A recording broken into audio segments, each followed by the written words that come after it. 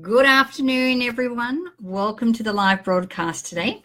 My name is Natalie Ledwell, and it is my honor and my pleasure to do these live broadcasts for you here on Facebook to give you some insights and some tips and tools that can help to change your thinking or change the way that you do things or your perspective, so we can change the outcomes and the results that you get in your life.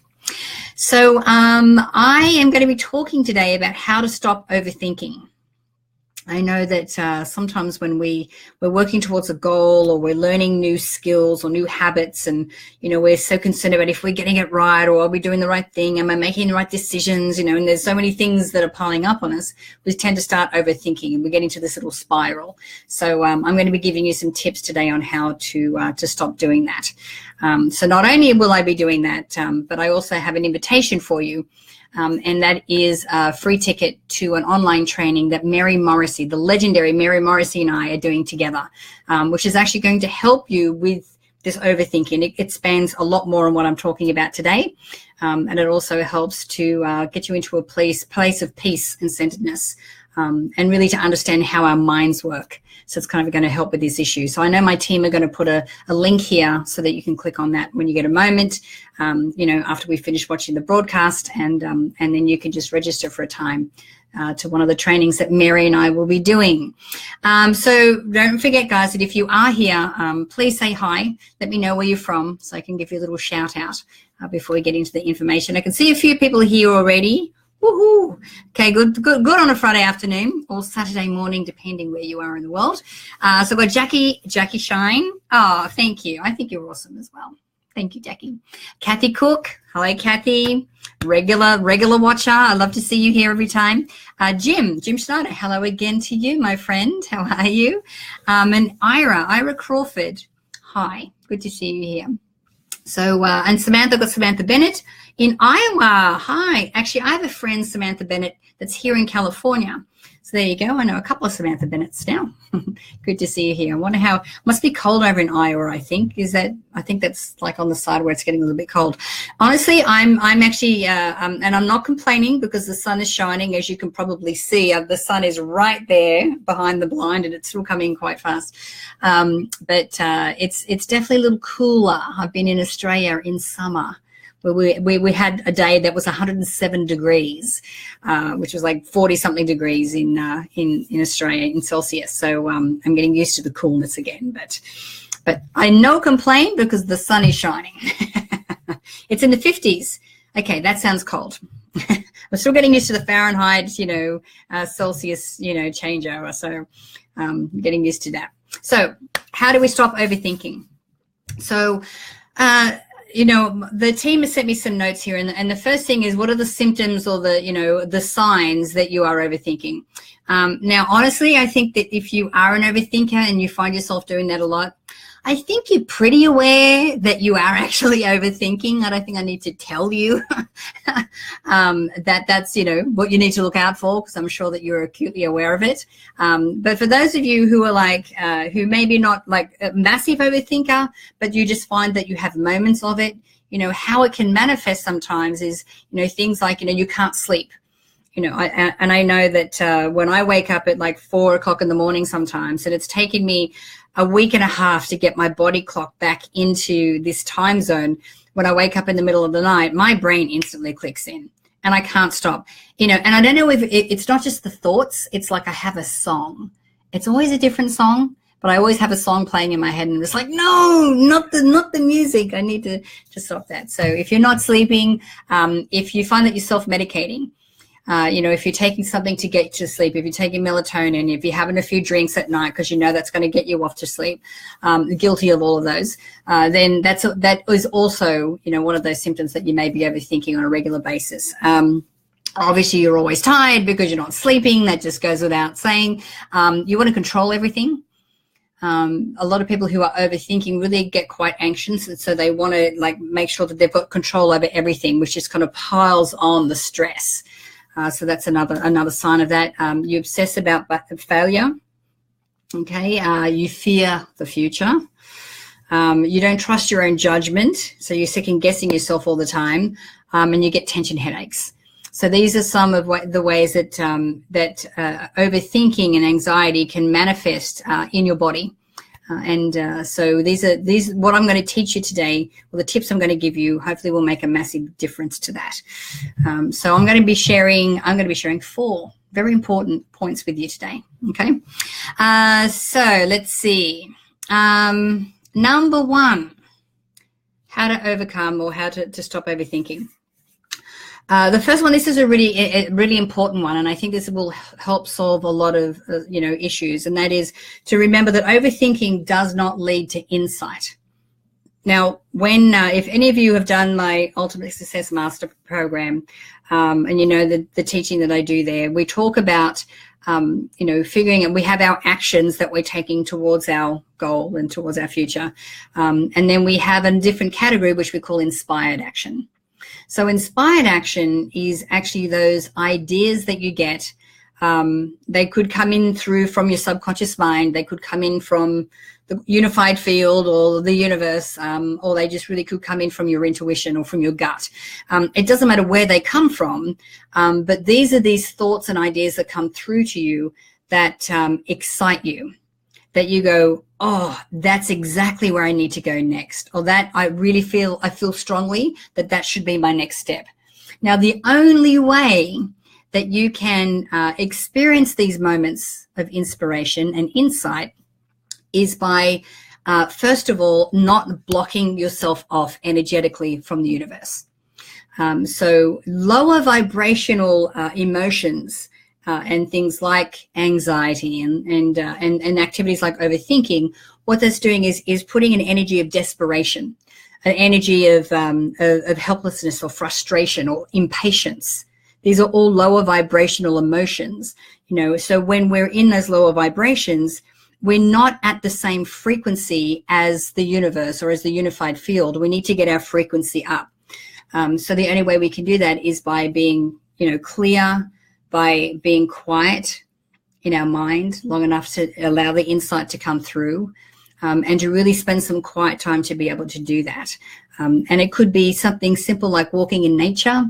I have a little exercise, which I know I've shared before, where, in the mornings when I'm still in theta and my eyes haven't opened yet, that's when I ask a question about what step I should take next or where I should go next for, towards my goal.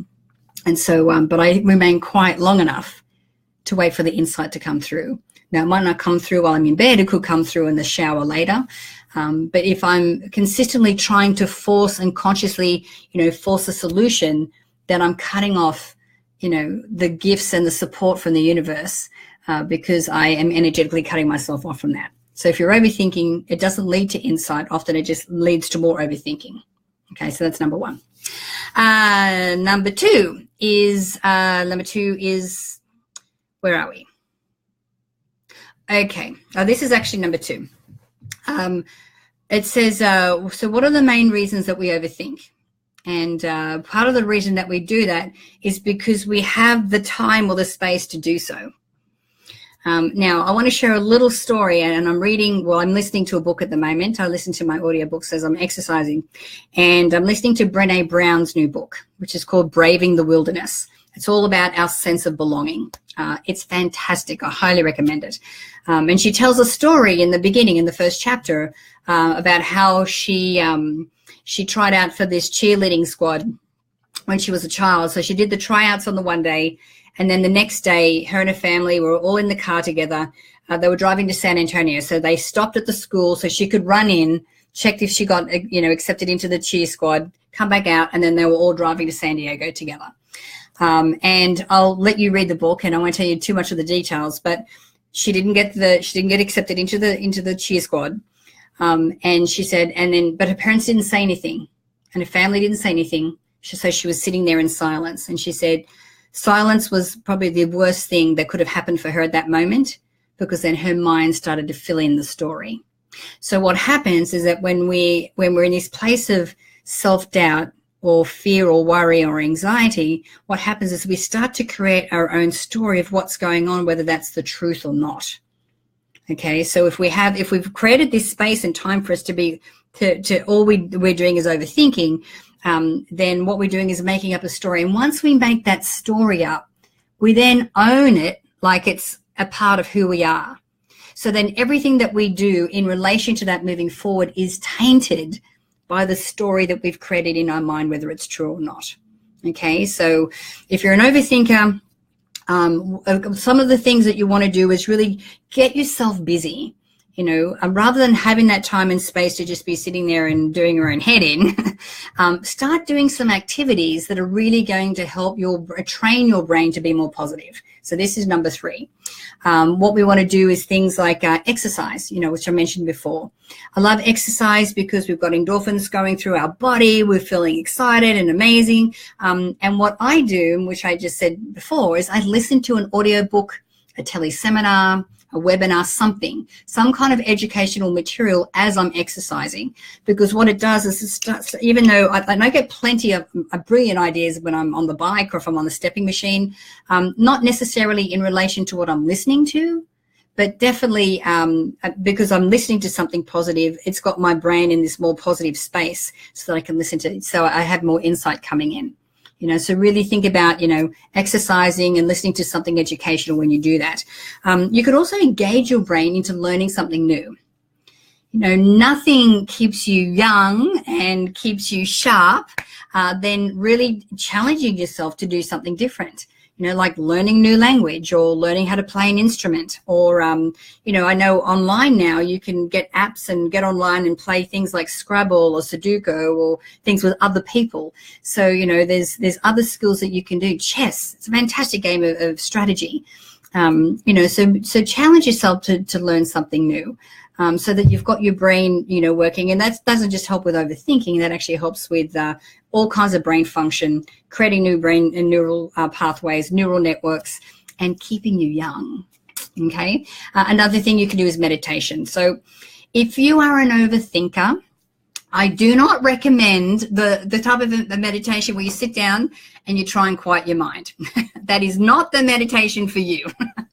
What I do recommend is that you have a guided meditation, because what that does, it helps to lead your mind and lead your thoughts, and so you can concentrate on that rather than being left to your own devices and having your mind and your thoughts to be running wild and racing around in your head like a dog chasing its tail.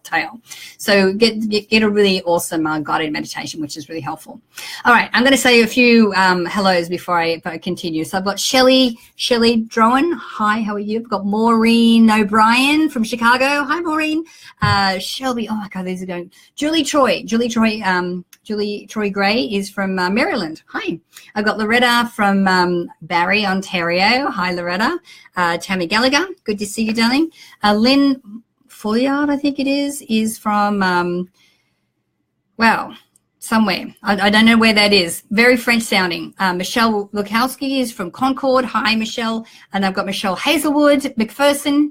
And I've got Michelle Bureau. Hi, Michelle. Yolanda from Dallas. Hi, Yolanda. I've got Rosa Marie from Fayetteville in North Carolina. Hey, how are you? Wow, okay, everyone's coming through very quickly. I could see that someone was saying that could I please restate the name of the book I mentioned earlier. It's called Braving the Wilderness. It's by Brené Brown. And I also wanted to, as you can see, the team have put a little link here. I'm extending an invitation to everyone who's on the broadcast today, a free ticket to get online to one of the online trainings that Mary Morrissey and I are doing, which is going to help with not just, this anxiety and overthinking, but it also gets to the bottom of a lot of limiting beliefs that we have. And sometimes, overthinking, anxiety, procrastination, they're kind of symptoms of something deeper as well, which we cover in that training. So make sure you click on that link after the broadcast, get your free ticket and book in for one of those trainings. So it's going to be awesome. Love Mary. She's an amazing person. Okay, so what are we up to? Number 3. Number 4 is develop the skill of forgiveness. Now, this is interesting. Now, this is interesting that this is on the list because if you go with forgiveness, really, that doesn't seem to have anything to do with overthinking. Now, what I have found through working with, thousands of people through the USM program and through my movies is that a lot of the time we have this story that we make up about past events. Now, what I do know is that for every story, there's probably 20 sides to that story. There's 20 different versions of that story. And if we can choose a version that empowers us, that actually gives us, helps us to move forward and see things differently and then act differently and make different choices moving forward, then that's really what we want to do. And the example I use of this is Glenn and myself. So Glenn and I were married for 18 years. We separated about 4.5 years ago. Now Glenn had met somebody else. And now that was the catalyst as to why we separated, but it wasn't the reason that we separated. And if we're really honest, it's like, both of us we'd grown apart and we knew this. We probably could have got to this decision maybe a couple of years earlier, but this is how it went down, and the way that it went down was in a very loving and supportive way. We both wanted the split. We're both still business partners. We still love and respect each other more than any other person on the planet. And so my story isn't my husband left me for another woman. My story is Glenn met someone. It was something that we both wanted, and we were able to transition into something different. We still have our relationship. It's just transitioned into something different. So that's the version of the story that I tell. So what is some of the things in the past that you could forgive someone for how you see that situation happening, so that you can release all of the negative energy and all the negative thoughts that you have connected to that event, so that you can move forward completely released, a clean slate, and making different decisions moving forward, and not, going over and over these things in your mind. And, and it's been shown that forgiveness can actually induce a very strong feeling of peace in people. And that's really what we're trying to get to when we're trying to release all this overthinking. Okay, so that was number 4. Now I have one more, number 5. And number 5 is to be patient and live in the now. Live in the present moment. So when we're overthinking, often we are either concerned about events from the past, or we're concerned about events that haven't happened yet. We're looking at the future and thinking, oh my God, what if this doesn't work out? I've set this goal. What if I fail? We have all of these thoughts, which I'm sure a lot of you can relate to, about, which actually puts us in a state of fear of actually setting an audacious goal, because we're just not sure if it will happen. We've tried these things in the past and they haven't worked. And so what are we going to do? So what I like to do is play a little game called What's the Worst Case Scenario? What's the worst thing that can happen? And if you can think of the worst case scenario and go, well, could I live with that? Would I still survive? Would I still live? Would I still move forward?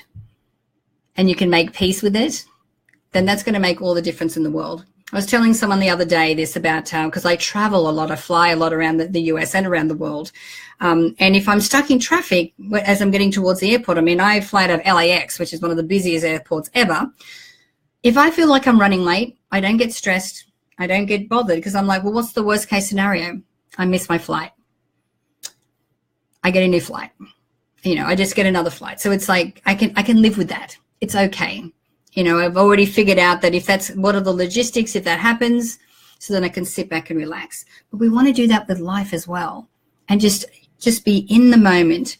Be grateful for everything that's happening now, so that our heart and our energy and our vibration can be expanded now, and so that we can be really enjoying the juiciness and deliciousness of every moment that we get to live. So guys, I hope that you enjoyed my broadcast today. I hope there's a couple of things that you can take from here. I can say I've got lots of people to get through. I've got Luann. Hi, Luann. I've got Karen Cherry from Hawaii. Hi, I was just there last week. Loved it. Sadia from Atlanta. Coralie from Catherine in Northern Territory. Hi, Coralie. How are you? Karen McCall, which is from Bellbird Park in Australia. Good to see you here, Dom.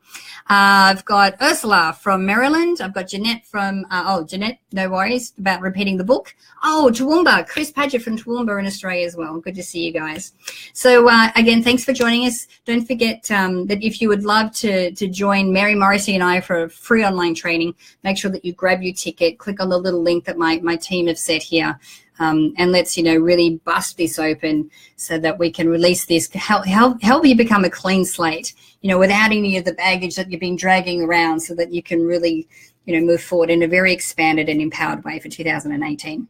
So guys, have a great weekend. Love to you all, and I will speak to you all again next week. Okay, bye for now.